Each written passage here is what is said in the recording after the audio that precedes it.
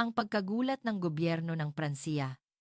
Sa kasalukuyan ay nag-ugat sa sama-samang pag-alis patungong Pilipinas ng 790 na individual mula sa pinakamataas na antas ng lipunan. Ang nagtulak sa kanila ay isang bulong-bulungan na sumisira sa pundasyon ng pagmamalaki ng Pransiya. Ang Pilipinas ay 15 taon na ang unahan sa atin. Imposible. Hindi maaaring mangyari iyon. Ang Pransiya, ang bansa ng sining at kasaysayan, ay hindi mahuhuli sa isang bansang Asyano, ngunit ang sinabi ng dating Su-Secretaire ng Kultura, si Madame Sophie Dubois, pagkatapos niyang bumalik kay Ginoong Jean Moreau ng Le Monde, ay isang deklarasyon ng pagkatalo na nagpaatras sa buong Pransiya. Nahuli tayo ng 2 dekada, nabuhay tayo sa nakaraan. Ano ang nakita ng mga piling Pranses na may 200 taong tradisyon sa sandaling lumapag sila sa Ninoy Aquino International Airport? Naya, Future Terminal. Ito ang talaan ng 7 nakakagulat na araw kung saan ang kanilang palalong pagmamalaki ay nagiba sa harap ng pang-araw-araw na pamumuhay ng Pilipinas. Isisiwalat namin ngayon ang buong kwento. Nagsisiksikan sa paliparan ng Maynila ang mga upper class ng Pransiya. Sa pagkarinig ng bulong-bulungang nauna ang Pilipinas sa Pransiya ng 15 taon, 790 ang sama-samang nagtungo sa Pilipinas. Ano ang nakita nilang nakakagulat na katotohanan? Sa kasalukuyan, nagugulantang ang gobyerno ng Pransiya. Dahil sabay-sabay na nag-book ng eroplano patungong Pilipinas ang 790 kilalang upper class mula sa Paris. Ang dahilan ay paulit-ulit na nakakuha ang Pilipinas ng isang pwesto sa World Digital Government Assessment. Sa madaling salita, kumalat ang bulong-bulungan na mas moderno ang sistema ng administrasyon, kasama na ang buong bansa, kaysa sa Pransiya. Agad na nagsagawa ng impormal na investigasyon ang gobyerno ng Pransiya, ngunit mas nakakagulat ang nangyari pagkatapos nilang bumalik. Sa isang panayam kay Jean Moreau ng Le Monde, nagbigay ng isang mapanganib na pahayag ang dating Su-Secretaire ng Kultura. Nakita ko mismo ang katotohanang nahuli ang Pransiya sa Pilipinas ng 20 taon. Ang pahayag niyang iyon ay nagpabaliktad sa buong lipunang Pranses. Ano kaya ang natuklasan nila sa Pilipinas? Bakit isinantabi ng pinakamataas na elite ng Pransiya ang 200 taong pagmamalaki sa kultura at inamin ang katotohanan? Isisiwalat namin ngayon ang talaan ng 7 araw na puno ng matinding pagkabigla kung saan nagiba ang kayabangan ng Pransiya na personal niyang naranasan. Bago tayo magsimula sa kwento, hinihiling ko na mag-subscribe kayo sa channel at mag-iwan ng like para suportahan ang produksyon. Kumusta? Ako si Sophie Dubois. Ako ay dating Su-Secretaire ng Ministry ng Kultura ng Pransiya at kasalukuyan akong nagtuturo ng kasaysayan ng sining sa Sorbonne University mula sa bintana ng aking study sa mansyon sa 26 Arrondissement. Tanaw ko ang Avenida Champs-Élysées. Araw-araw, alas 4 ng hapon, nakaupo ako sa bintanang ito, umiinom ng aking Bordeaux wine at nagbabasa ng fin de siècle na panitikan ng Rusya. Ito ang ritual ng aking buhay. Isang pang-araw-araw na buhay na maganda dahil hindi ito nagbabago. 3 taon na ang lumipas mula nang ako ay nagretiro. Ngunit abala pa rin ang aking pang-araw-araw na buhay. Tuwing Miyerkules, umaattend ako sa lupo ng Louvre Museum. At tuwing Huwebes, naghahapunan kami ng aking mga dating kasamahan. Sa hapon ng Biyernes, naglalakad-lakad ako sa palasyo ng Versailles. Kapag Sabado at Linggo, kasama ang aking asawa, si Jean, naglilibot kami sa mga bookstore, sa tabi ng Ilog Seine, at umiinom ng espresso sa isang cafe sa Saint-Germain. Ito ay isang perpektong buhay. Naniniwala ako na ang ipinanganak na Pranses at ang pagtanda sa edad na ito ay isang pagpapala. Isang gabi ng Huwebes, naghahapunan kami ng aking mga dating kasamahan sa isang high-end restaurant sa Marais District. Sila ay mga kaibigan na nakatrabaho ko noong nasa Ministry ako ng Kultura at karamihan sa kanila ay retirado na. at nasa huling bahagi ng kanilang 60s, palagi kaming nag-uusap ng parehong mga bagay. Ang superioridad ng kulturang Pranses, ang kinabukasan ng Europa, at ang pag-aalala sa mundo na nagiging makamundo. Hindi rin nagbago ang gabing iyon. Si Pierre, dating Secretary ng Finance, ay nagtalumpati tungkol sa kawalang halaga ng pop culture ng Amerika.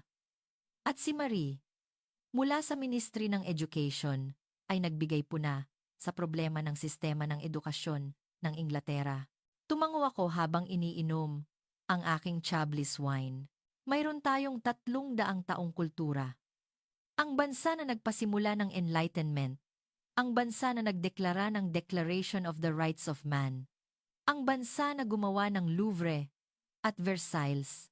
Gaano man magbago ang mundo, hindi magbabago ang dignidad ng Pransiya. Nang sinabi ko iyon, sumang-ayon silang lahat. Tama. Naniniwala kami roon. Ang Pransiya ay mananatiling sentro ng mundo magpakailanman. At ang aming buhay ay perpekto. Kaya, ang ibang mga bansa ay dapat lang mangarap sa amin. Sa taxi pa uwi, sumilip ako sa labas ng bintana. Palaging maganda ang Paris sa gabi. Ang liwanag ng mga ilaw sa kalye na sumasalamin sa ilog, ang silhouette ng katedral ng Notre Dame, ang kadakilaan ng Arc de Triomphe, sa malayo, ang lahat ng ito ay amin. Ito ang pagmamalaki ng mga Pranses. At ito, ang aking pagkakakilanlan. Pagdating ko sa bahay, nakaupo si Jean sa living room at nanonood ng TV. Siya ay dating opisyal ng gobyerno at mas konserbatibo kaysa sa akin. Kumusta ang gabi mo? Tulad ng dati, oras para kumpirmahin ang ating Pransiya. Ngumiti siya. Mabuti iyan. Gaano man magbago ang mundo, tayo lang ang hindi dapat magbago. Tumango ako. Nang gabing iyon, kahit nakahiga ako sa kama, kontento ako. Sa 65 taon ng buhay ko, hindi ko kailanman pinagdudahan ang aking buhay. Ang ipinanganak na Pranses, ang umabot sa posisyon ng Secretary ng Kultura, ang pagtatrabaho bilang miyembro ng lupon ng Louvre lahat, ay nasa perpektong landas. Ngunit hindi ko alam noon, na pagkalipas lamang ng ilang araw, ang aking perpektong mundo ay magiging pulbura. Pagdating ng Martes ng umaga sa susunod na linggo, tumunog ang aking cellphone. Si Claude, isang dating kasamahan at dating finance minister. May kakaibang tensiyon sa kanyang boses. Sophie, abala ka ba ngayon? Hindi, ayos lang. Bakit? May kakaibang nangyayari. Gusto ko sanang makipag-usap sa iyo ng personal. Makalipas ang isang oras, nagkita kami sa Café des Deux-Magots sa Saint-Germain. Iba siya sa dati. Hindi maganda ang kulay ng kanyang mukha. Ang isang matandang lalaki na nasa kalagitnaan ng 70s ay tila balisang-balisa. Ano ba talaga ang nangyayari? Inilabas niya ang kanyang tablet at ipinakita sa akin. Lumabas sa screen ang listahan ng reserbasyon ng isang travel agency. Ano ito? 790 na upper class ang sabay-sabay na nag-book ng eroplano patungong Pilipinas. Sa loob ng 2 linggo. Pilipinas? Ulit ko. May concert ba ng pop culture ng Pilipinas? Umiling si Claude. Hindi, hindi iyan. Silang lahat ay mga taong tulad natin. Mga CEO ng kumpanya, dating opisyal ng gobyerno, mga doktor, mga propesor. Ngunit bigla silang nagtungo sa Pilipinas. Hindi ko maintindihan. Bakit? Paulit-ulit na nakakuha ng inang pwesto ang Pilipinas sa World Digital Government Assessment. Sinasabi nilang mas moderno sila sa ating sistema ng administrasyon ng 15 taon. Imposible! Gaano kasistematiko ang administrasyon ng Pransiya? Iyan din ang akala ko. Bumuntong hininga si Claude, kaya naghanap ako ng isang documentary. Nag-slide siya sa screen ng tablet. Nagsimulang mag-play ang video. Lumabas ang tanawin ng NAIA Future Terminal, isang malaking kisame na gawa sa salamin. Isang walang hanggang palapag. At maayos na daloy ng tao. Napatigil ako sa paghinga. Ito ay mas malinis at mas moderno kaysa sa Charles de Gaulle Airport. Sumunod lumabas ang eksena ng Manila Metro. Rail Transit System, MMRTS. Ang platform ay ganap na nakahiwalay sa platform screen door. Ang oras ng pagdating ay ipinapakita ng real-time. At ang mga pasahero ay tahimik at maayos. Ang luma at madilim na hitsura ng Paris Metro ay biglang sumalungat. At pagkatapos, ang bahagi ng sistema ng kalusugan. Sa Pransiya, kailangan mong maghintay ng hindi bababa sa 3 linggo. Nang matapos ang documentary, hindi ako makapagsalita. Maingat na nagtanong si Claude. Ano sa palagay mo? Hindi ako makasagot. Magulo ang aking isip.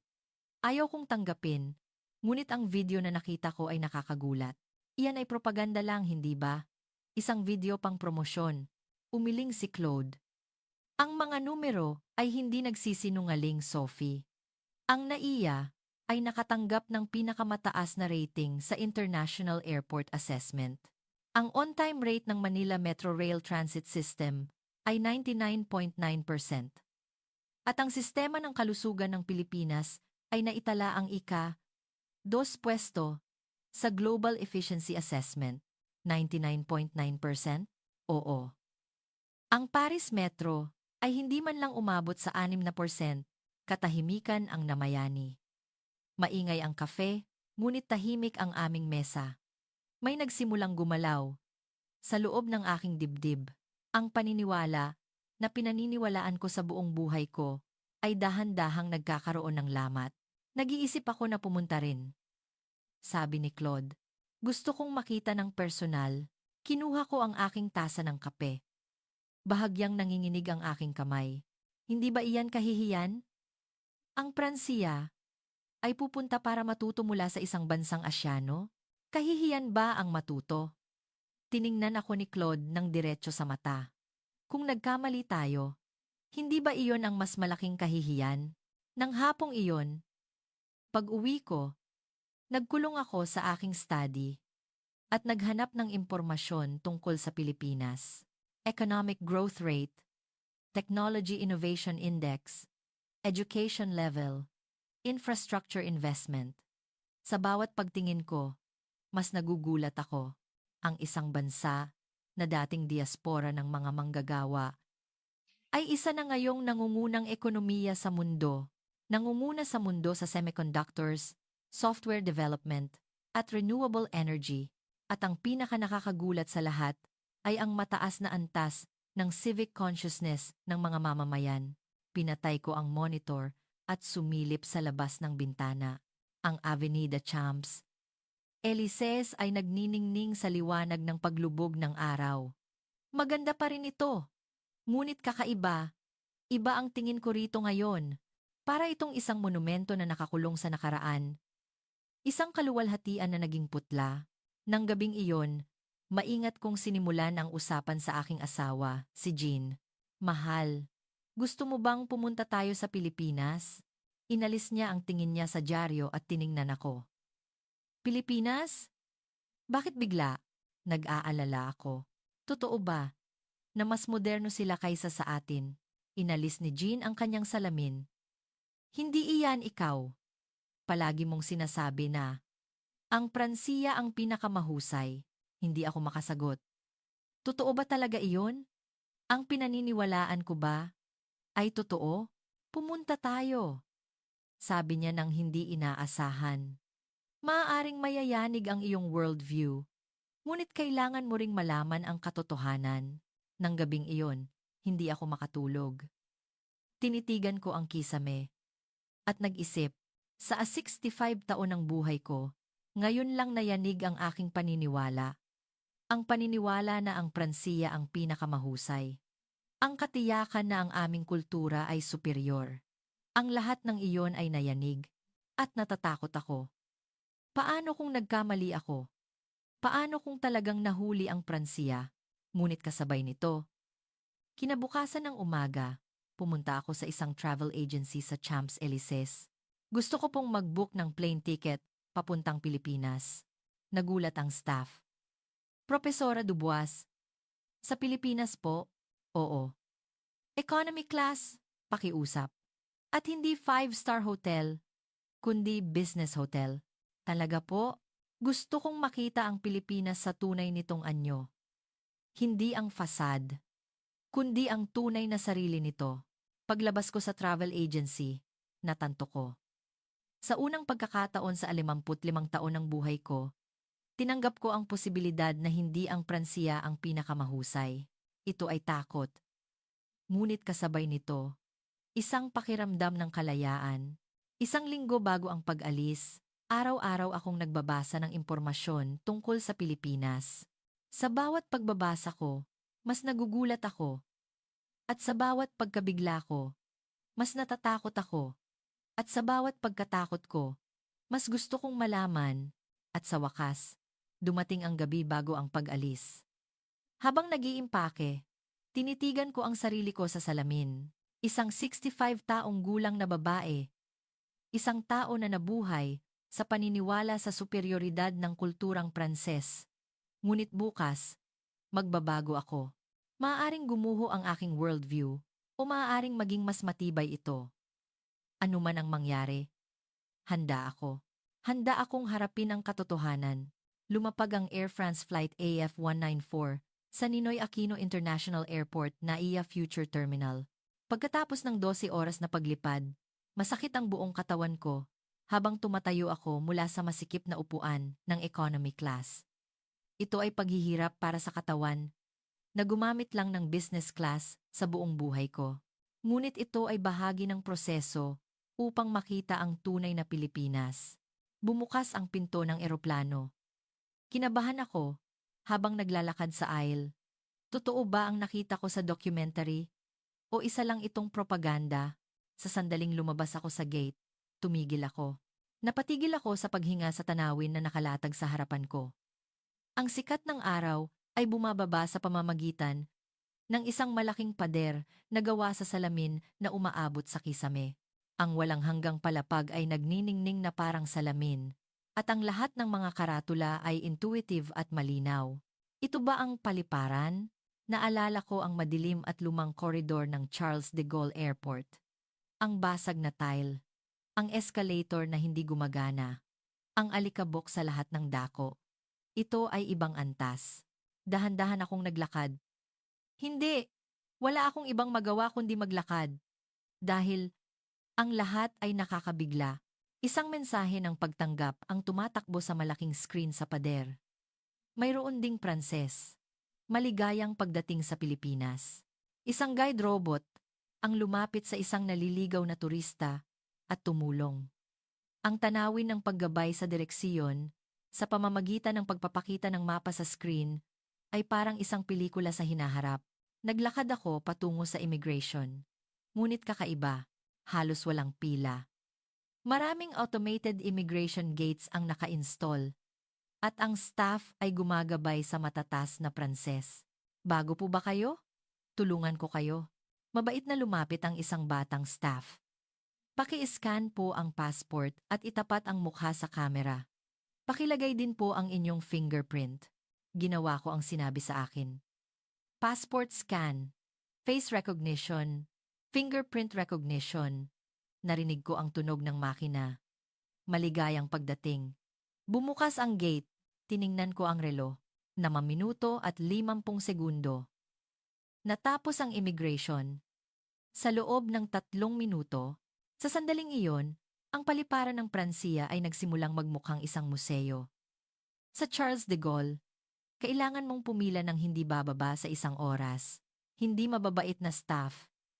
Sirang makina. Walang hanggang paghihintay. Iyon ang realidad ng paliparan ng Pransiya. Nagpunta ako para kunin ang bagahe. Ang status ay ipinapakita ng real-time sa isang malaking screen. AF194. Baggage arrival in progress. Estimated time. 4 minutes. 4 minuto. Tiningnan kong muli ang screen. Akala ko ay mali. Ngunit eksaktong pagkalipas ng 4 minuto, nagsimulang gumalaw ang conveyor belt. Lumabas ang aking maleta. Malinis, walang sira. Sa Paris, kailangan mo ng 1 oras para hanapin ang bagahe.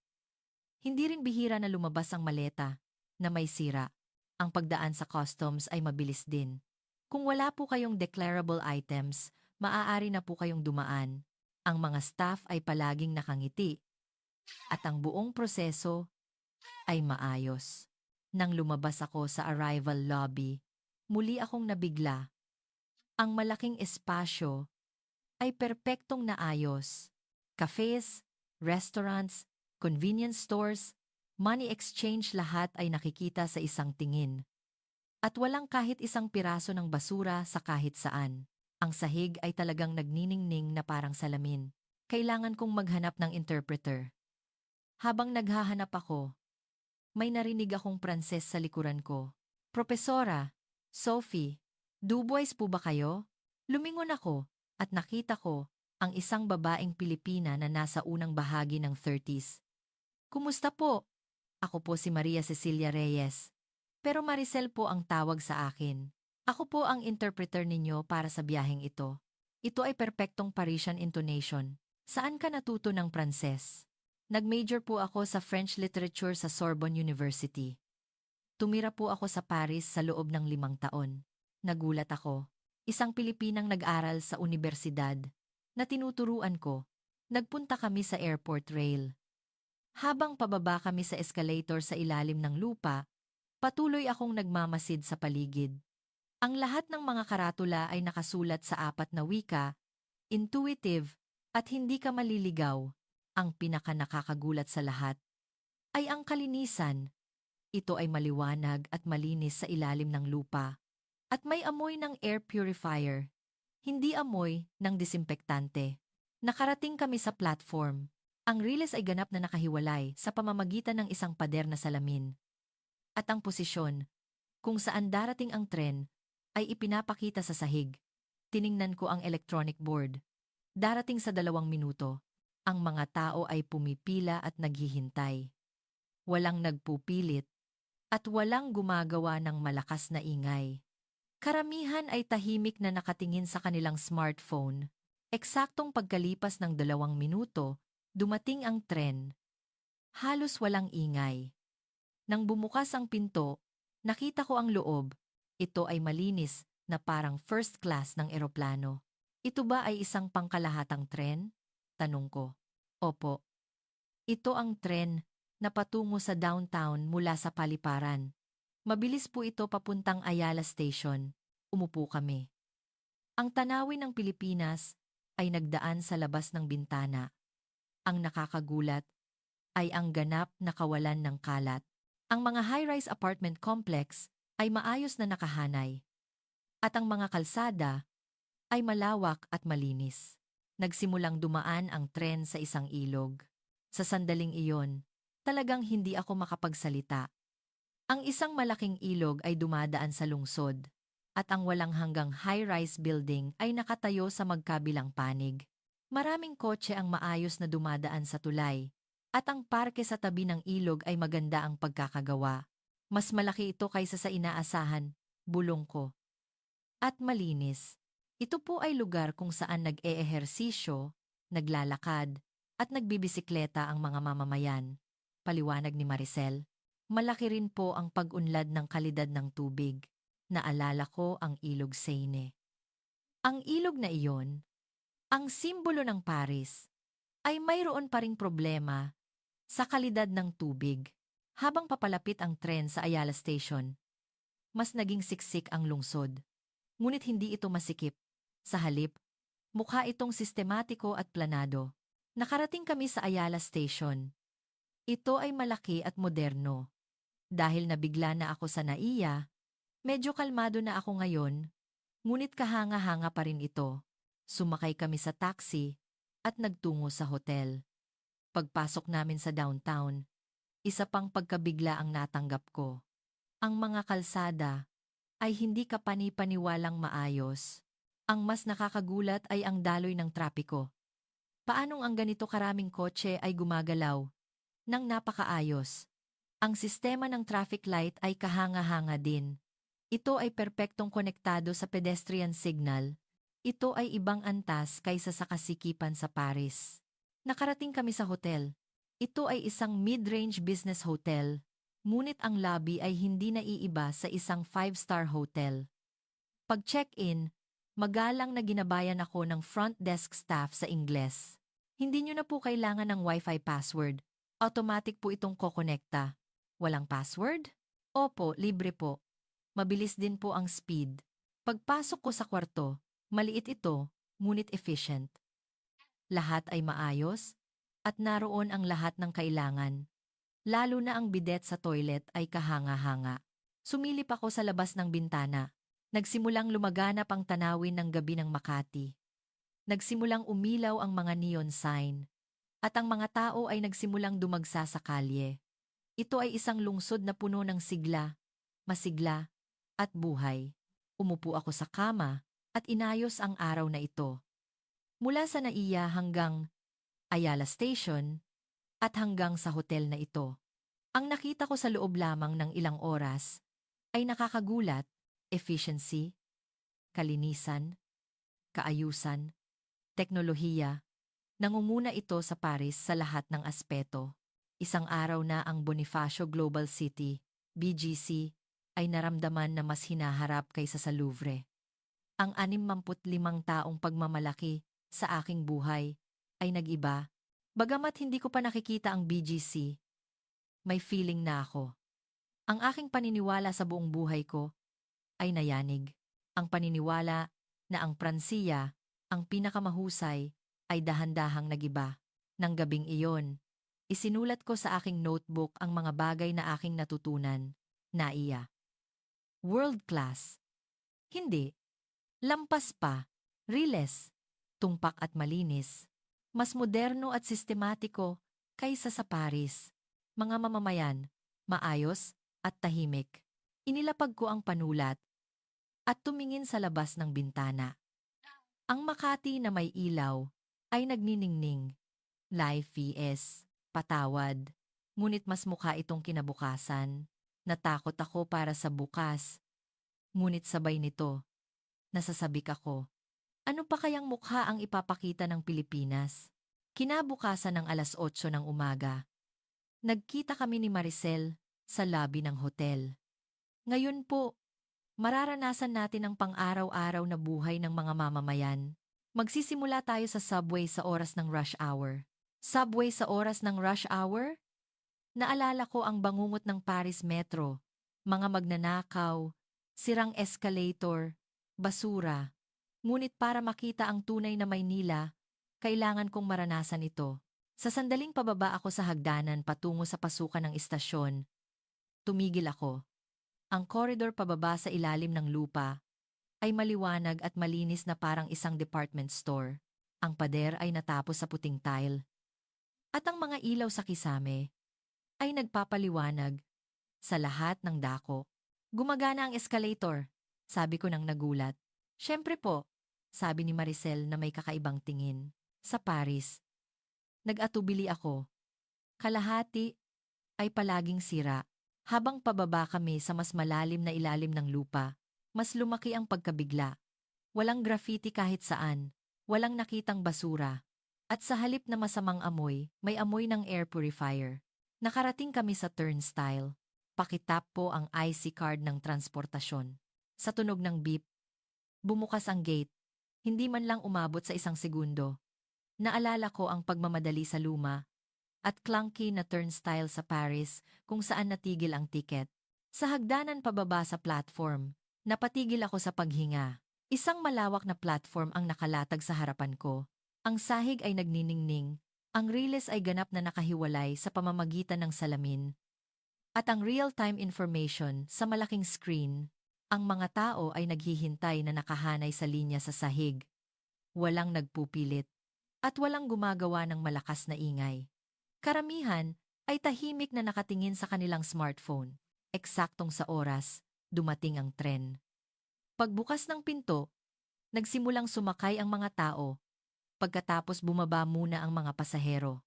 Hindi ako makapagsalita sa kaayusan.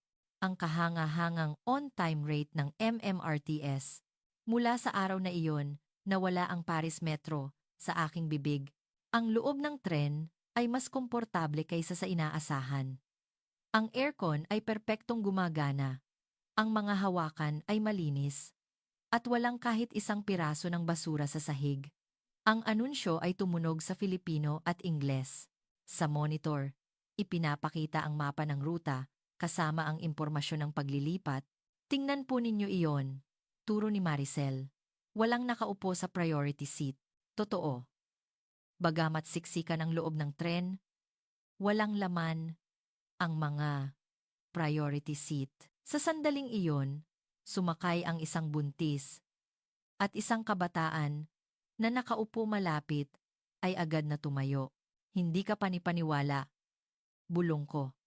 Sa Paris, walang nagpapaupo kahit nakatayo ang matatanda. Naglipat kami ng tren. Ito ay isang masalimuot na transfer corridor, ngunit ang mga karatula ay napakalinaw kaya hindi ako naligaw. May moving walkway pa, kaya madali lang maglakad. Kailan itinayo ang lahat ng ito? Ito po ay itinayo simula pa noong nakaraang dekada at patuloy na ginagawang moderno. Ang Paris ay may subway simula pa noong 1900, sabi ko nang may hinanakit. Ngunit ganito pa rin ito, pagkalipas ng 120 taon. Nang makarating kami sa SM Megamall Station, ganap akong nabigla. Isang malaking underground city ang nakalatag. Shopping malls, restaurants, cafes, bookstores. Hindi ito istasyon ng subway, kundi isang complex cultural space. Ito po ang istasyon na may pinakamaraming daily traffic sa mundo. Paliwanag ni Maricel. Pinakamarami sa mundo. Ngunit napakalinis. Dahil po sa mahusay na sistema ng paglilinis, lumabas kami sa lupa. Ang kadakilaan ng mga high-rise building ay nakalatag sa harapan ko. Maayos na umaabot na boulevard, matataas na building, at isang perpektong sistema ng trapiko. Ito ba ay naging ganito sa loob lamang ng ilang dekada? Nagtanong akong muli nang hindi makapaniwala. Opo, mabilis po itong umunlad mula sa post-war reconstruction. Ang gumawa ng ganitong lungsod sa loob ng ilang dekada. Ang Paris ay ginagamit pa rin ang disenyo ni Baron Haussmann na 200 taon na ang nakalipas. Isang lungsod na tumatanggi sa pagbabago. Isang lungsod na nagpapatuloy sa nakaraan iyon ang Paris. Habang naglalakad kami sa kalye, patuloy akong nagmamasid. Ang pedestrian signal ay nagpapakita ng natitirang oras. Ang pedestrian crossing ay malawak at ligtas. Ang hintuan ng bus ay nagpapakita ng real-time arrival information. At ang mga tao ay maayos na pumipila. Ang mga gusali ay moderno ngunit magkakasundo. At ang mga signboard ay makulay ngunit maayos. Ito ay isang sistema, bulong ko. Lahat ay gumagalaw sa pamamagitan ng sistema. Pumasok kami sa isang kafe at umorder ng kape. Umorder ako sa pamamagitan ng touch panel, ngunit ito ay multi-language. Madali akong nakapagbayad sa pamamagitan ng smartphone. Ilang tao ang gumagamit ng cash? Opo.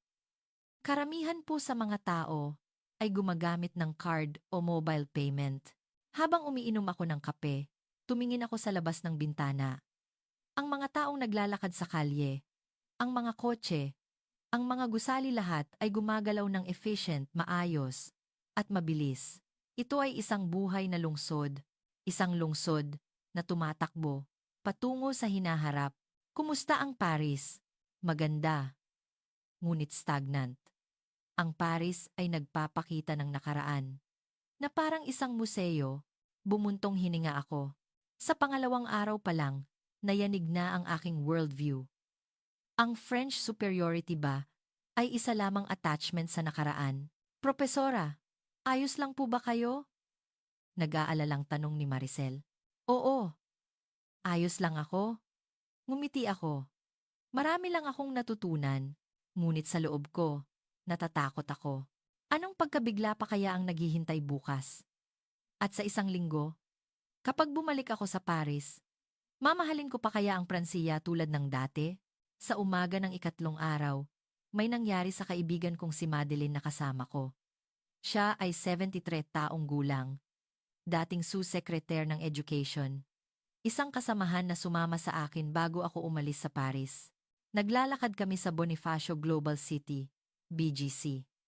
Ngunit biglang kumunot ang noo ni Madeline at umupo sa isang bench. Madeline, ayos ka lang ba? Nahihilo ako. at masakit ang ulo. Namutla ang mukha niya.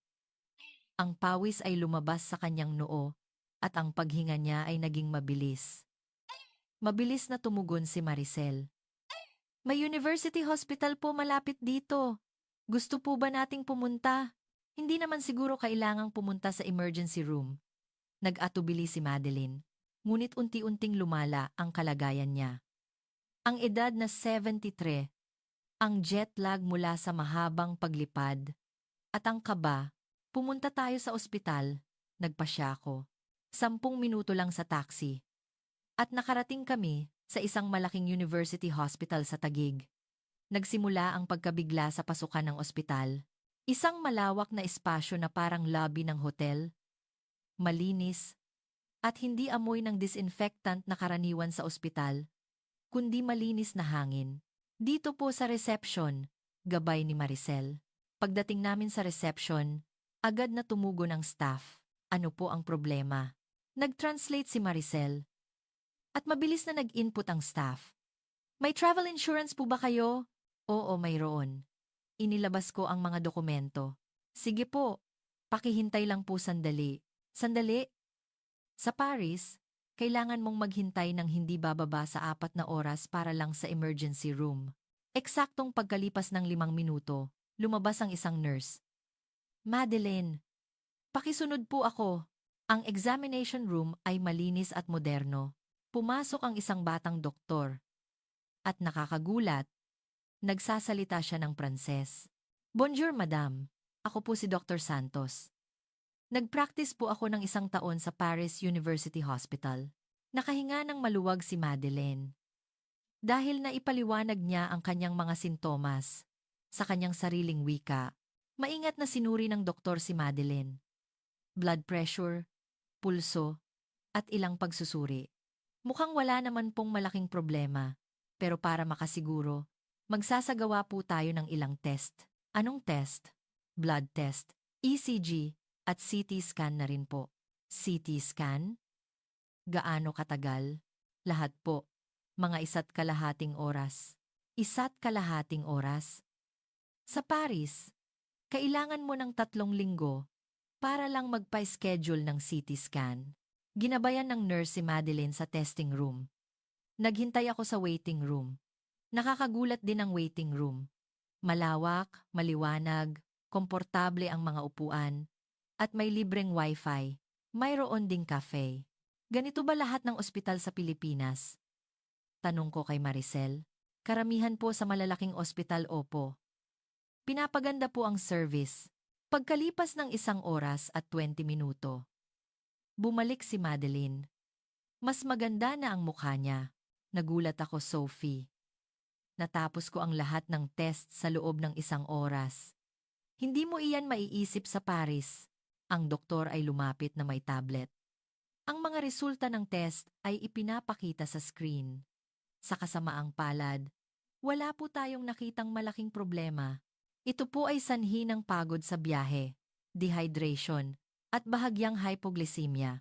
Nagpaliwanag siya isa-isa habang ipinapakita ang screen. Ang mga image ng test ay nakita rin agad. Sa ospital ng Pilipinas, natutunan ko muli ang pamantayan ng isang developed country. Sa Paris, aabuti ng 1 buwan mula sa appointment hanggang sa resulta. Kakaunti lang po ang magiging pakiramdam nyo kung magpapa-inject po kayo at magpapahinga ng 1 oras. Ang treatment room ay malinis din. May curtain para sa privacy. At may TV. Ito ba ang emergency room? Hindi makapaniwala ang mukha ni Madeleine. Mas maganda pa ito kaysa sa mga pribadong klinika sa Paris. Pagkalipas ng 1 oras, ganap na gumaling si Madeleine. Nagulat ako ulit nang pumunta kami sa cashier. Mas mura ang bayarin kaysa sa inaasahan ko. Nagtinginan kami ni Madeline. Kung ginawa namin ang parehong bagay sa Paris, malaking gastos at oras ang aabutin. Nagulat din kami nang kumuha kami ng reseta sa pharmacy. Ang pharmacist ay nagpaliwanag ng dosage sa Ingles at inilagay ang instruction sheet sa plastic bag ng gamot. Mayroon bang espesyal na pagsasaayos? Tanong ko. Hindi po. Maingat po kami sa mga banyagang pasyente. Ngumiti ang pharmacist. Paglabas namin sa ospital, sabi ni Madeline, Sophie, nagkamali tayo. Ano ang ibig mong sabihin? Ang paniniwala natin na ang Pransiya ang pinakamahusay. Sa sistema ng kalusugan man lang, mas moderno ang Pilipinas. Gusto kong magprotesta, ngunit hindi ko magawa. Lahat ng naranasan ko ngayon ay nagpapatunay na tama ang kanyang mga salita. Sa daan pabalik sa hotel sa taxi, tiningnan ko ang labas ng bintana. Ang Maynila ay malinis pa rin. Ang trapiko ay maayos, at ang mga tao ay maayos.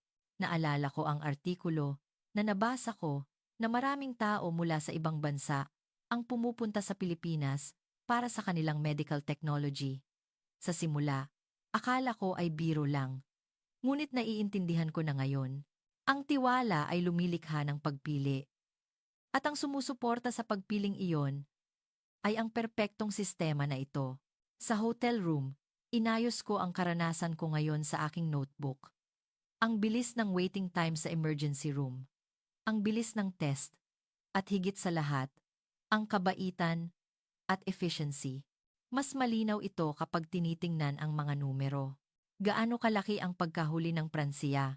Sa hapon ng ika-4 na araw, nagtungo ako sa Bonifacio Global City, BGC. Kasama si Madeline na gumaling na. Sinasabi nila na ang BGC ay ang Champs Elysees ng Maynila. Ang ikumpara sa Champs Elysees, ngumiti ako. Ang Champs Elysees ng Paris ay ang sentro ng mundo at kultura. Ang ikumpara ang kalye na may dalang-daang taong kasaysayan sa isang shopping street sa Asia. Ngunit puno ng kumpiyansa ang mukha ni Maricel. Tingnan po muna ninyo. At saka po kayo maghusga. Sa sandaling lumabas ako sa istasyon ng BGC at umakyat sa lupa, napatigil ako sa paghinga. Ang sophisticated building at mga fashionable na tao ay pumuno sa kalye. Ngunit kakaiba. Bagamat ang dami ng tao ay gumagalaw, hindi ito masikip para itong isang mahusay na koreograpiyang sayaw. Dumadaloy ng natural. Ang ganda, sabi ni Madeleine nang nagulat. Habang naglalakad kami sa kalye, patuloy akong nagmamasid. Ang bawat brand ay nagpapakita ng kanilang individuality, habang pinapanatili ang pangkalahatang pagkakaisa. Ang malaking screen ay bumabalot sa mga gusali. At ang pinakabagong advertisement ay dumadaloy na parang isang work of art. Tingnan mo iyan. Turo ni Madeline sa isang cosmetic store. Ang buong gusali ay isang single brand shop. May pila sa pasukan, ngunit lahat sila ay mga turista mula sa iba't ibang bansa. Pumasok tayo? Sabi ko. Pagpasok namin sa tindahan, isa pang mundo ang nakalatag. Ang first floor ay isang experience zone. Ang mga customer ay malayang nagtetest ng mga produkto. At ang mga profesional na consultant ay nagbibigay ng individual na konsultasyon. At ang nakakagulat ay ang teknolohiya. Skin analysis machine po, paliwanag ng staff. Pag-upo ko sa harap ng isang makinang parang salamin, agad na sinuri ang kalagayan ng aking balat, moisture level, pigmentation, at nagrekomenda ito ng mga produkto na angkop sa akin. Nang makita ko ang beauty technology ng Pilipinas, natanto ko ang aking kayabangan. Na naniniwala lang ako sa perfume ng Pransiya. Mayroon bang ganitong serbisyo ang mga cosmetic ng Pransiya? Ang mga high-end cosmetic sa Paris ay nananatili pa rin sa tradisyonal na paraan. Ang salesperson ay nagrekomenda ng produkto. Ang customer ay nagtetest. At iyon lang. Ang second floor ay makeup zone. Mas nakakagulat ang virtual makeup system. Pag upo mo sa harap ng screen, maaari mong subukan ang iba't ibang makeup ng virtually. Nalaman mo kung bagay sa iyo, nang hindi mo kailangang ilagay sa mukha mo, sabi ni Madeline na humahanga. Ang third floor ay isang cafe. Cafe sa loob ng isang tindahan ng cosmetics? Ngunit puno ito. Ang mga kabataan ay umiinom ng kape at nag-a-upload ng larawan sa SNS. Ang shopping ay hindi lang pagbili. Inamin ko. Ito ay isang experience at cultural activity. At cultural activity, tama po, ngumiti si Maricel. Lumabas kami at naglakad pa sa kalye. Ganoon din sa mga tindahan ng damit. Bawat 100 tindahan ay may unique concept at story, at ang service ng staff ay nasa antas ng department store. Sa sandaling iyon, nakita namin ang isang food stall sa isang alley. Taho, puto bumbong. Ito ay isang pagkain na bago sa aking paningin. Gusto po ba ninyong tikman? Sabi ni Maricel. Karaniwan, tatanggi ako. Ngunit iba na ngayon, nagpasya akong tanggapin ang lahat ng may bukas na isip. Gusto ko ng isang taho, turo ko. Ngunit nagulat ako ulit sa proseso ng pagbabayad. Ang babae sa food stall ay nagpakita ng QR code. Digital payment sa food stall? Opo. Pwede rin po ang cash. Pero mas marami po ang nagbabayad sa smartphone. Sa market sa Paris, cash pa rin. Karamihan sa mga tindahan ay hindi tumatanggap ng card. Kumain ako ng isang subo ng taho. Mainit, ngunit nakakaadik ang lasa. Nakakagulat, masarap. Nagulat din si Madeleine. Nagpatuloy kami sa paglalakad. At huminto kami sa harap ng isang malaking tindahan ng damit. Ang mannequin sa show window ay gumagalaw. Ano iyan? Pinakabagong display po. Nang tinitigan ko ang isang jeans, ang model sa screen ay nagpalit ng jeans na iyon. Hindi ako makapaniwala. Pumasok kami sa loob ng tindahan. Isa pang nakakagulat na tanawin ang naghihintay. Smart mirror po. Paliwanag ng staff. Kapag sinubukan mo ang damit, automatiko itong magre-rekomenda ng coordination. Nang kinuha ko ang isang shirt at tumayo sa harap ng salamin, lumabas sa screen ang iba't ibang coordination. Pants, jacket, sapatos na bagay. Ang inventory ay na-check din ng real time. At ipinakita sa akin ng staff ang tablet. Agad niyang nalaman kung ilan ang natitira sa bawat size. Kung makikita ito ng industriya ng fashion ng Pransiya. Hindi natapos ni Madeleine ang kanyang salita. Ganoon din ako. Habang ang mga high-end store sa Paris ay nagpapatuloy sa tradisyon, ang Maynila ay nagbebenta ng hinaharap. Ang Pransiya na nagbebenta ng nakaraang kaluwalhatian, at ang Pilipinas na nagbebenta ng hinaharap. Tapos na ang laban. Pumasok kami sa isang restaurant para maghapunan. Nagulat ako sa pasukan. Nagrehistro ako ng pangalan sa waiting list sa tablet at ipinakita ang inaasahang waiting time. Mga 20 minuto po, magpapadala po kami ng notification kung titingin po kayo sa paligid. Eksaktong pagkalipas ng 18 minuto, dumating ang notification sa aking smartphone. Handa na ang aming mesa. Ang loob ng restaurant ay high-tech din. Bawat mesa ay may tablet. At pag-tap mo sa menu, lumabas ang larawan at detalyadong paliwanag ng pagkain. Pati ang impormasyon tungkol sa allergy ay ipinapakita. Dito ba ako mag-order? Tanong ko. Opo. Hindi na po kailangang tawagin ng staff. Pagkatapos mag-order, ipinakita ang inaasahang oras. At eksakto sa oras na iyon, dumating ang pagkain. Nagulat din ako nang magbayad pagkatapos kumain. Table payment po ay posible rin. Turo ng staff sa tablet. Isang code ang ipinakita sa screen. At pag-scan ko, lumabas ang payment page. Ipadala po ba namin ang receipt sa email ninyo? Isang mundo kung saan nawala ang paper receipt. Sa Paris, marami pa rin ang gumagamit ng handwritten receipt. Paglabas namin sa restaurant, bumalik kami sa kalye. Mas naging makulay ang BGC pagdating ng gabi. Ang neon sign at screen ay nagpapaliwanag sa buong lungsod. Mas maganda ito kaysa sa araw, sabi ni Madeleine na humahanga. Nalaman ko kung bakit sinasakop ng kulturang Pilipino ang mundo. Hindi sila nagbebenta ng produkto, kundi lifestyle. Ang kultura ay hindi lang entertainment, sabi ko, kundi isang comprehensive industry. Habang dumadaan kami sa kalye ng cosmetic store, natanggap ko ang huling pagkabigla.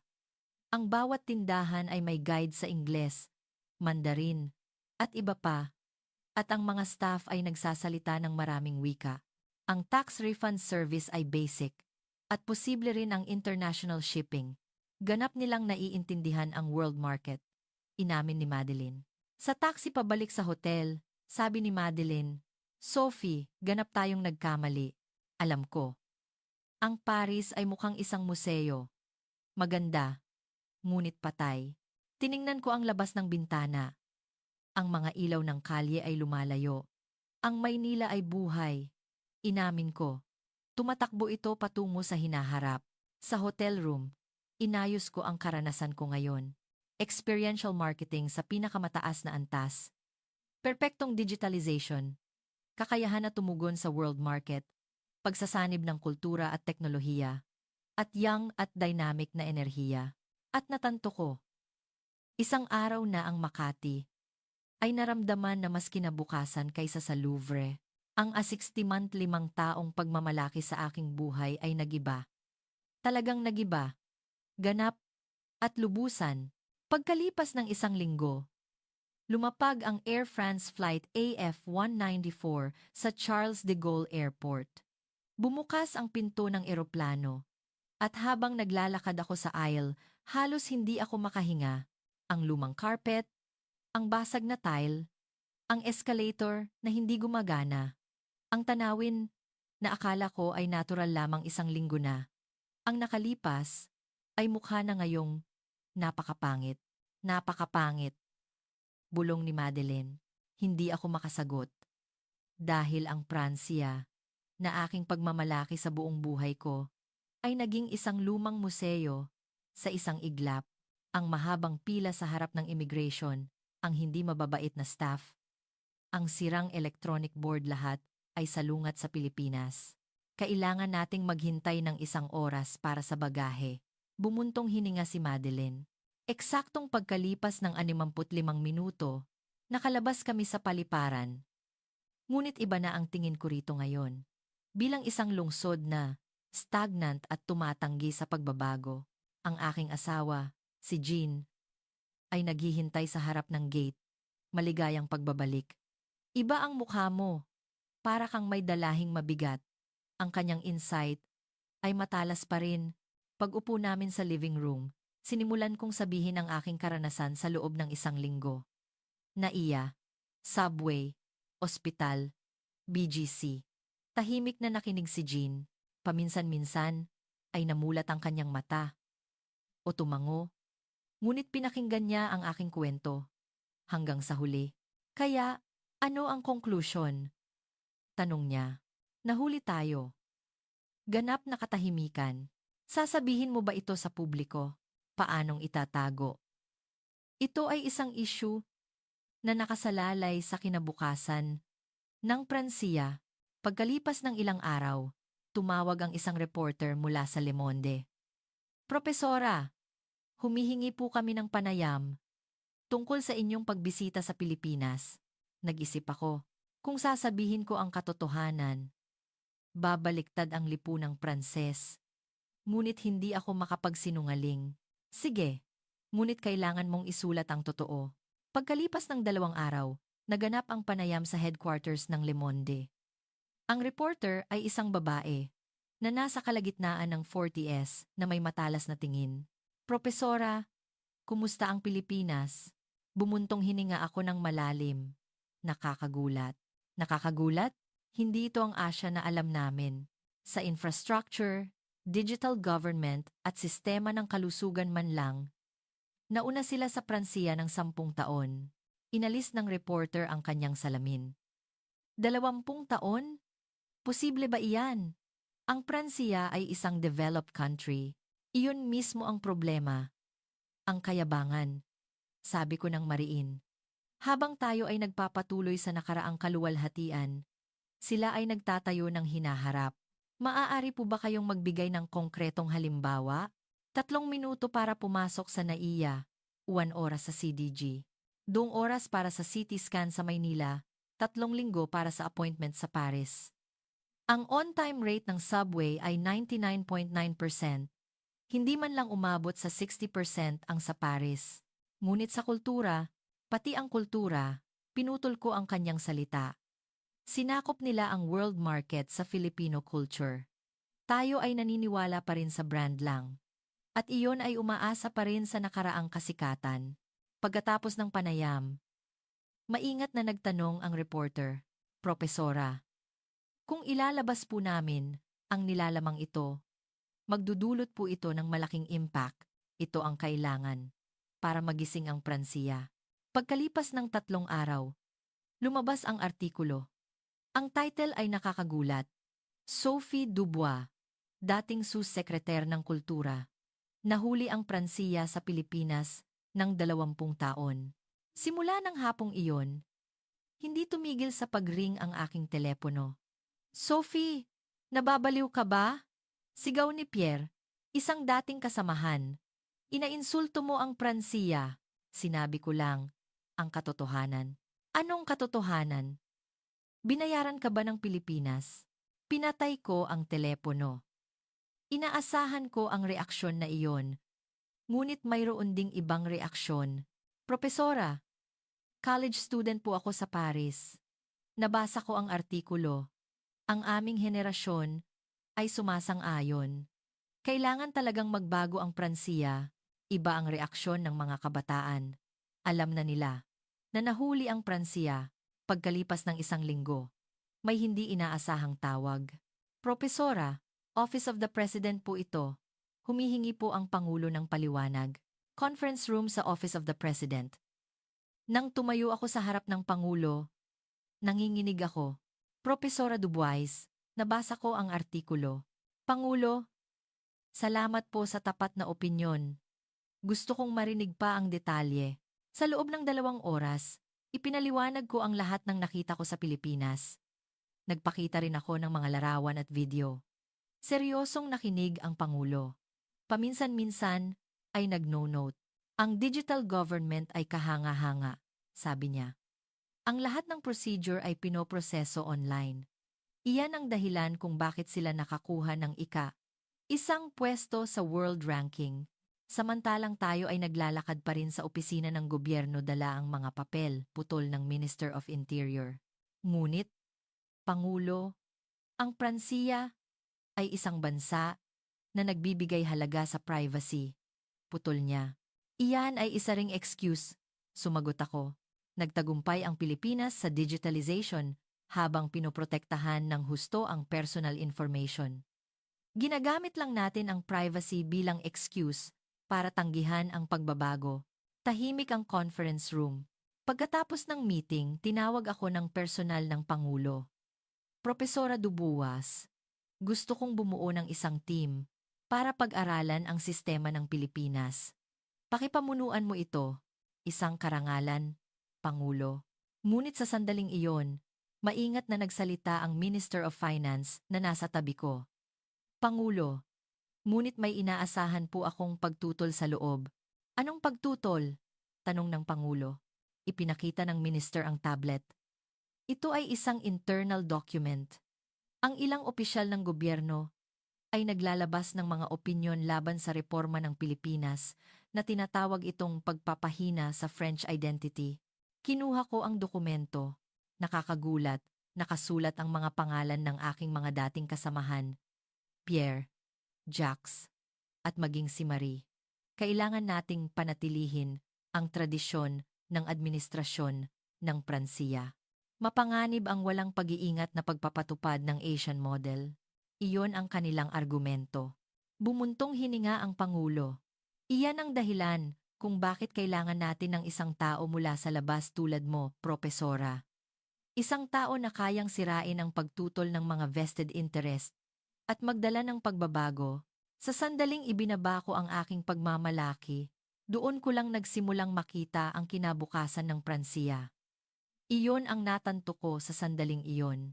Ang humahadlang sa pagbabago ay hindi ang sistema, kundi ang kayabangan ng mga tao. Pag-uwi ko, ang aking panayam ay ipinapakita sa TV. Sabi ng news anchor na may seryosong mukha, ang pahayag ni Sophie Dubois, dating sus-sekreter ng kultura, ay nagdulot ng malaking impact sa lipunang Pranses. Nagpalit ang screen at lumabas ang mga panayam. Sabi ng isang 60 taong gulang na lalaki na puno ng galit, kawalang galang. Ang Pransiya ay nahuli sa Pilipinas. Ipinagbebenta niya ang pagmamalaki ng Pransiya, ngunit iba ang susunod na panayam.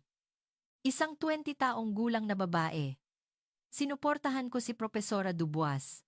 Alam na ng aming henerasyon, walang kinabukasan ang Pransiya kung hindi ito magbabago. Nahati ang lipunang Pranses. Ang conservative na grupo ay matinding nagprotesta. Kinabukasan, lumabas ang isang counter-article sa Le Figaro. Ito ay isang kolum na isinulat ni Pierre. Ang mga tumatanggi sa kulturang Pranses.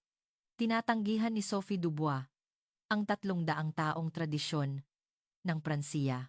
Ang Louvre, Versailles, Sorbonne. Wala bang kabuluhan ang lahat ng ito? Ngunit iba ang tono ng liberasyon. Sa wakas, may nagsabi ng katotohanan.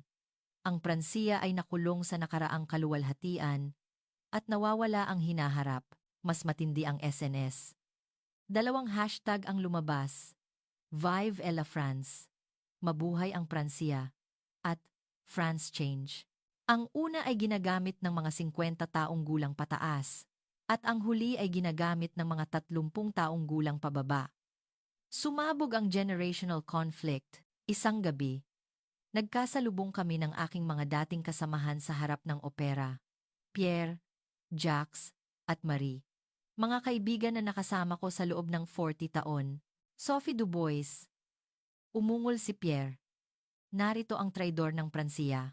Ano ba ang nakakagulat doon? Ang kultura ba ng Pilipinas? Sumigaw din si Jacques.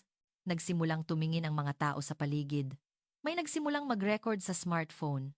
Ang isang bansa na may 200 taong kultura ay matututo mula sa isang bansang Asyano, sabi ni Marie. Bumuntong hininga ako. Iyan mismo ang 300 taon na nagtatali sa atin, sabi ko ng tahimik.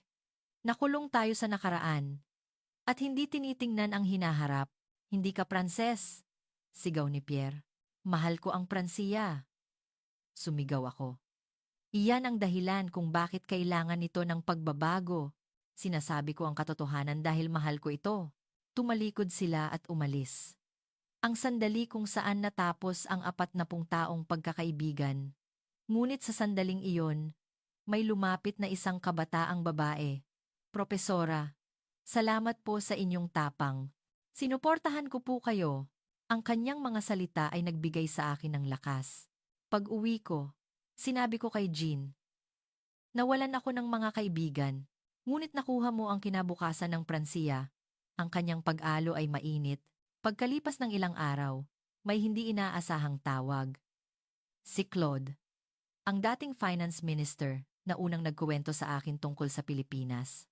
Sophie, may aaminin ako. Ano? Nagulat ako at umupo sa upuan. Pumunta rin ako sa Pilipinas. 3 taon na ang nakalipas. Ano? 3 taon na ang nakalipas. Bakit hindi mo sinabi? Natakot ako. Natakot ako sa opinyon ng Pransiya. Malinaw na magdudulot ito ng gulo kung sasabihin ko ang nakita ko. Nanginginig ang boses ni Claude. Sophie, matapang ka. Ako ay duwag.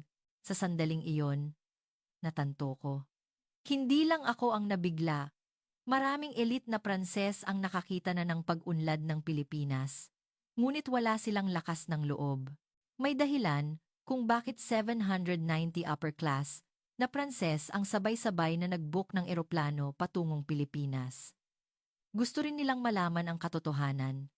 Ngunit wala silang lakas ng loob. Sa sumunod na linggo, patuloy na nangyari ang mga nakakagulat na bagay. Ang CEO ng pinakamalaking kumpanya ng telecom sa Pransiya ay tumawag sa akin.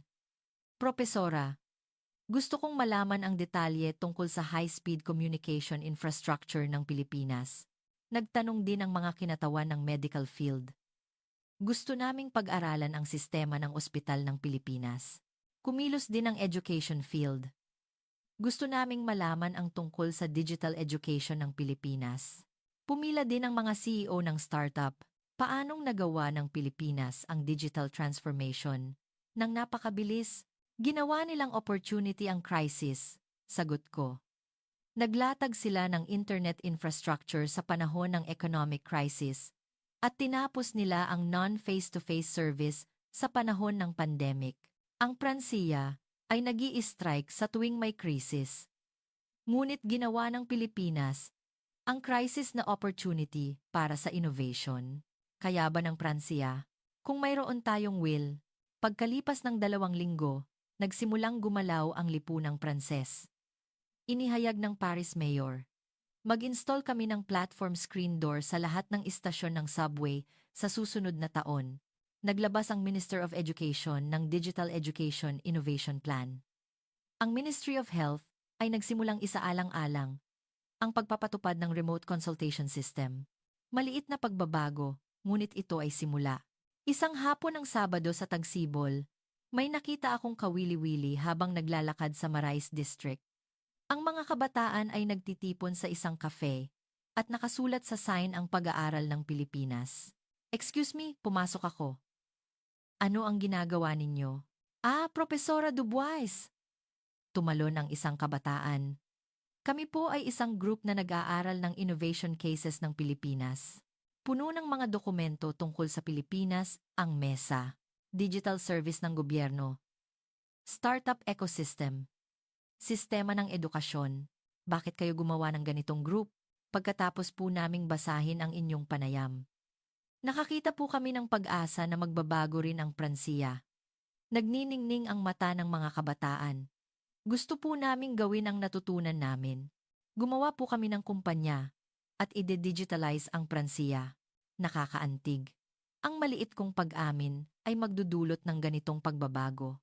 Ang itinuro sa akin ng bansang Pilipinas ay hindi ang teknolohiya, kundi ang attitude ng isang bansang handang matuto.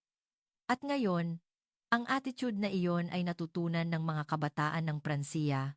Nakita ko ang Eiffel Tower sa labas ng bintana. Maganda pa rin ito, ngunit iba na ang kahulugan nito ngayon.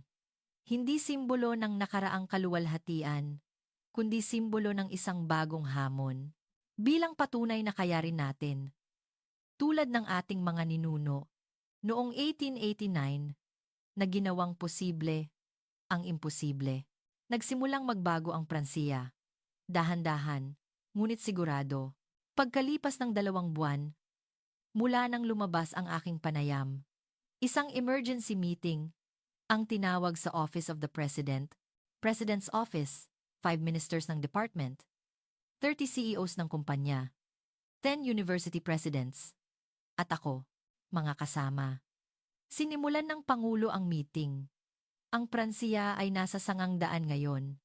Mananatili ba tayo sa nakaraan? O magpapatuloy sa hinaharap? Binuksan niya ang screen. Lumabas ang statistical data ng Pilipinas. World Digital Government Assessment, Consecutive Number 1. International Airport Assessment, Highest Rating. Medical Efficiency Number, DO. Communication Penetration Rate No. Iman. Ito ang realidad. Tanggapin man natin o hindi. Sabi niya. Itinaas ng Minister of Finance ang kanyang kamay. Pangulo. Ngunit ang French identity. Ang identity ay hindi excuse para tanggihan ang pagbabago, sabi ng Pangulo ng Mariin.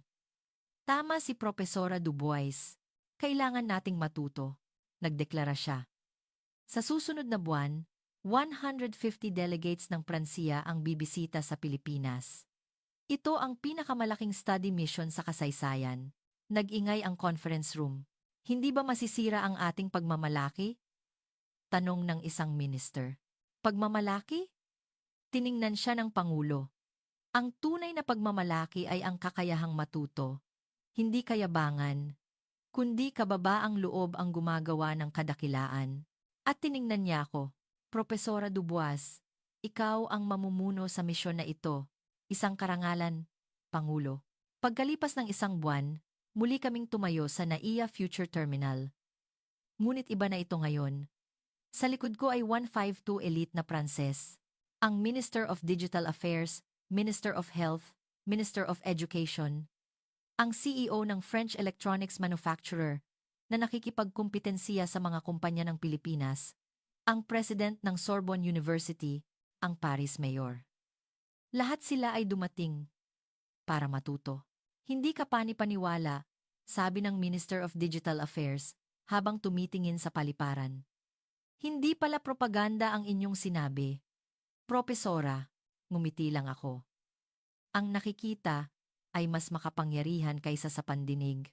Ang isang linggong schedule ay puno. Unang araw, ang Minister of Digital Government ng Pilipinas ay nagpaliwanag ng digital government system. Ang lahat ng procedure ay pinoproseso online. Nagulat ang mga minister ng Pransiya. Wala talagang paper document? Opo, matagal na po kaming digital. Kami ay. Hindi niya natapos ang kanyang salita. Pangalawang araw, factory ng electronics manufacturer ng Pilipinas. Naglibot kami sa semiconductor factory at research center, automated production line, cutting-edge research facility. Patuloy na kumukuha ng larawan ang mga CEO ng Pransiya. Ito ba ang technology ng Pilipinas? Bulong ng isang CEO. Masyado tayong nagpabaya. Ikatlong araw. University Hospital sa Maynila. Ipinakita ng medical staff ang digital system, electronic medical record, remote consultation, image diagnosis support. Ang patient data ay integrated lahat. Maaari nilang tingnan ang record saan man sila magpunta. Humanga ang Minister of Health ng Pransiya. Ang Pransiya ay may iba't ibang sistema sa bawat ospital. Kaya nawawala ang efficiency. Opo. Napakahalaga po ng integration, sabi ng doktor ng Pilipinas nang maingat. Ika-4 na araw, Technology District ng Quezon City. Naranasan namin ang startup ecosystem ng Pilipinas. Binisita namin ang mga top company office. Culture na hindi natatakot sa failure. Paliwanag ng isang CEO. Iyan ang simula ng innovation. Tumango ang mga entrepreneur ng Pransiya. Ang Pransiya ay hindi tumatanggap ng failure. Kapag nag-fail ka ng isang beses, halos imposible na ang makabangon. Iyan ang pinakamalaking pader na humahadlang sa innovation. Ika-5 araw. Smart City Control Center ng Quezon City Hall, Real-Time Traffic Information, Disaster Prevention System. Ang buong lungsod ay konektado sa isang network. Ito ang city management ng ika-21 siglo, sabi ng staff ng may pagmamalaki. Bumuntong hininga ang Paris Mayor. Naiwan tayo sa ika-19 na siglo. Ika-6 na araw. Filipino Cultural Content Exhibition Hall. Musika, drama, fashion, kultura ng pagkain. Ang kultura ay naging industry. At ang industry ay muling nagpapalago ng kultura. Isang virtuous circle. Ito po ang soft power. Paliwanag ng isang opisyal. Karamihan sa mga dayuhan na bumibisita sa Pilipinas ay pumipili ng medical service o produkto ng Pilipinas dahil sa impluwensya ng kultura ng Pilipinas. Ang kultura ay ekonomiya, at ang ekonomiya ay kultura. Lubos akong sumang-ayon sa salitang iyon. Ang Pransiya ay isang cultural powerhouse. Ngunit umasa lang kami sa nakaraang kultura. Hindi kami nakagawa ng bagong kultura. Sa gabi ng huling araw, naganap ang farewell banquet sa tabi ng ilog. Ang mga opisyal ng gobyerno ng Pilipinas at ang French delegation ay magkasama. Sumali ang Pangulo sa pamamagitan ng video. Nagpapasalamat ako sa gobyerno at mamamayan ng Pilipinas. Sabi ng Pangulo. Natuto ang Pransiya. Natuto kami ng kababaang loob. Natuto kami ng innovation. At natuto kami ng paraan upang tumakbo patungo sa hinaharap. Ang kinatawan ng Pilipinas ay nagbigay ng talumpati. Ang Pransiya ay ang aming master. Demokrasya, human rights, kultura, ito ang mga natutunan namin mula sa Pransiya. Isang karangalan kung makakatulong man kami ng kaunti ngayon. Sa kababaang loob na iyon, natuto ako ulit na ang tunay na malakas na bansa ay hindi ipinagyayabang ang sarili nitong lakas. Natapos ang banquet at naglakad ako ng mag-isa sa tabi ng ilog. Ang mga ilaw ay nagniningning sa tulay at ang tubig ng ilog ay tahimik na dumadaloy. Naalala ko ang unang beses na dumating ako rito, 2 buwan na ang nakalipas. Ang oras na puno ng pagkabigla at takot. Ngunit iba na ito ngayon. May pag-asa akong nakikita, ang pag-asa na magbabago rin ang Pransiya. Pagbalik ko sa Paris, taglagas na Ang Charles de Gaulle Airport ay luma pa rin, ngunit iba na ang tingin ko rito ngayon. Bilang isang bagay na kayang ayusin, isang press conference ang ginanap sa pagbabalik. Lahat ng 150 delegates ay dumalo. Ano ang natutunan ninyo sa pagbisitang ito? Tanong ng reporter. Natuto kami ng kababaang loob. At ang lakas ng loob na magbago. Sagot ng Minister of Digital Affairs. Natuto kami na ang efficiency ay service para sa mamamayan, patuloy ng Minister of Health. Ang lungsod ay hindi dapat maging isang museo, kundi isang buhay na organismo, sabi ng Paris Mayor. At dumating ang aking turno. Naranasan ko ang pagbagsak ng aking pagmamalaki sa Pilipinas, 2 buwan na ang nakalipas. Ngunit iyon ay isang bagong simula. Natutunan ko na ang tunay na pagmamalaki ay hindi ang pagpapanatili ng nakaraang kaluwalhatian, kundi ang paggawa ng hinaharap. Pagkatapos ng press conference, mabilis na nangyari ang pagbabago. Pagkalipas ng 1 buwan, binuksan ang unang Digital Administrative Center sa Paris. Isang lugar kung saan ang lahat ng procedure ay pinoproseso online. Pumila ang mga mamamayan. Ang 6 mga polisi ang buwandaylin ang sapor. Sa wakas, nagsimula na ang pagbabago, sabi ng isang mamamayan. Nagsimula ang pag-install ng platform screen door sa Paris Metro. Ito ay huli, ngunit ito ay simula. Itinatag ng Sorbonne University ang Philippine Studies Center. Nagtipon ang mga estudyante. Gusto naming pag-aralan ang Pilipinas. Paano sila umunlad?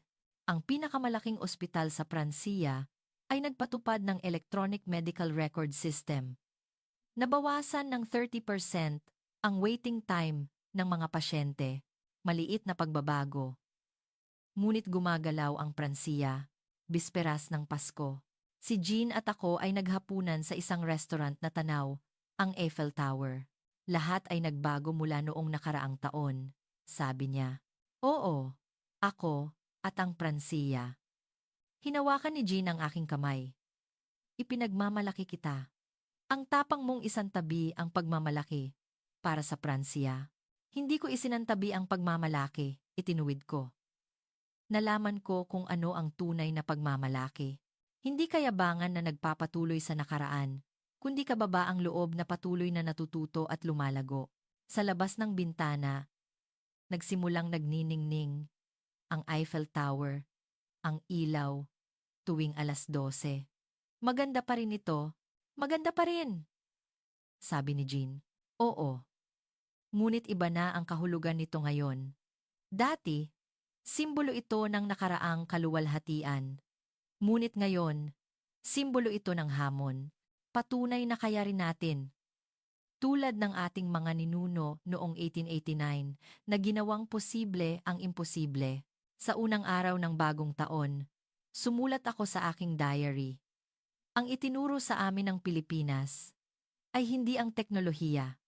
Ito ay attitude, ang lakas ng loob na gawing opportunity ang crisis. Ang challenging spirit na hindi natatakot sa failure.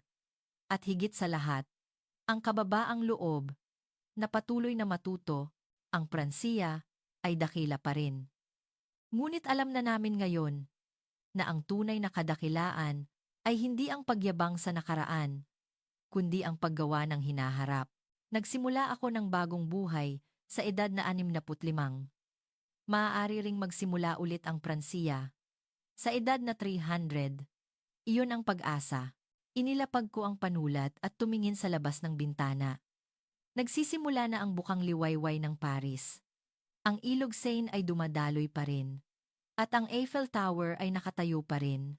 Ngunit ang Paris ngayon ay hindi na isang lungsod na tumitingin lang sa nakaraan. Ito ay nagiging isang lungsod na nangangarap ng hinaharap. At ang simula ng lahat ng iyon ay nasa Pilipinas, ang isang malaking aral na ibinigay ng isang bansa, na tanging ang mapagpakumbaba, ang maaaring maging dakila, pagkalipas ng 5 buwan. May dumating na nakakagulat na balita. Ang on-time rate ng Paris Metro ay tumaas sa 75%, bagamat hindi pa ito umabot sa 99.9% ng Maynila. Labanin na points ang itinaas. Mula sa 60%, ang dami ng digital procedure ay lumampas sa 69,000 cases bawat buwan. Ang satisfaction ng mga mamamayan ay mabilis na tumaas. Ang pagtatatag ng startup sa Paris ay tumaas ng 40% kumpara sa nakaraang taon. Nagsimulang maglakas loob ang mga kabataan. Maliit na pagbabago, ngunit ito ay tiyak na pagbabago. At alam ko na ito ay simula pa lang, na ang tunay na pagbabago ay magsisimula ngayon. Isang hapon ng tagsibol, may board meeting sa Louvre Museum. Ang isa sa mga agenda ay kawili-wili, pagsasagawa ng Philippine Contemporary Art, a special exhibition. Philippine Contemporary Art? Nagulat ang isang board member. Opo, mga batang artist ng Pilipinas. Mga gawa na pinagsama ang tradisyon at modernidad. Ngumiti ako. Ang pagbabago ay nangyayari sa hindi inaasahang lugar. Natapos ang meeting, at tumayo ako sa main hall ng Louvre. Ang sikat ng araw ay bumababa sa pamamagitan ng glass pyramid. Ang mga turista ay pumipila para tingnan ang Mona Lisa, mga obra maestra ng nakaraan. Maganda pa rin, dakila pa rin. Ngunit alam ko na ngayon na hindi sapat ang lahat ng ito. Kailangan nating gumawa ng bagong obra maestra. Kailangan nating ipinta ang Mona Lisa ng hinaharap at ipinakita sa amin ng Pilipinas ang paraan. Ang igalang ang tradisyon ngunit hindi maging attached dito. Ang alalahanin ang nakaraan ngunit hindi makulong dito. Ang patuloy na matuto, maghamon, at mag-innovate. Salamat po sa pakikinig sa aking kwento. Ako si Sophie Dubois, 55 taong gulang, dating sus-sekreter ng Ministry ng Kultura ng Pransiya, miyembro ng lupon ng Louvre Museum, at ngayon ay isang evangelist ng pagbabago. Ang itinuro sa akin ng Pilipinas ay hindi isang simpleng sistema o teknolohiya. Ito ay attitude sa buhay. Ang matuto ng may kababaang loob, maghamon ng may tapang, at patuloy na mag-innovate, ang inyong bansa. Ang Pilipinas ay isang kahangahangang bansa. Mula sa post-war wreckage hanggang sa isa sa mga nangungunang ekonomiya sa mundo. At ang nagtulak sa lahat ng iyon ay ang attitude ng pagiging handang matuto. Maaaring akala ninyo ay natural lang ito. Immigration na natapos sa loob ng ilang minuto. Subway na 99.9% on time. CT scan na kayang kunan sa parehong araw. Food stall na nagbabayad sa smartphone. Ang lahat ng ito ay kinaiinggitan ng mundo. Magkaroon kayo ng pagmamalaki sa inyong nagawa. At tandaan, kandaan, kandaan, ang inyong ngayon ay maaaring maging bukas ng ibang tao. Tulad ng nangyari sa Pransiya. Ano ang nararamdaman ninyo sa kwento ngayon? Maaari ba ninyong paniwalaan ang katotohanan na ang lupaing ito, ang Pilipinas, na ating ginagalawan araw-araw, ay isang bansang gustong matutunan ng mundo? Ang pang-araw-araw na buhay na akala natin ay natural lang, ay isang kinabukasang pinapangarap ng ibang tao. Mabilis na internet, maginhawang pampublikong transportasyon, efficient na sistema ng kalusugan, developed digital administration. Ang lahat ng ito ay ang ipinagmamalaking mukha ng Pilipinas.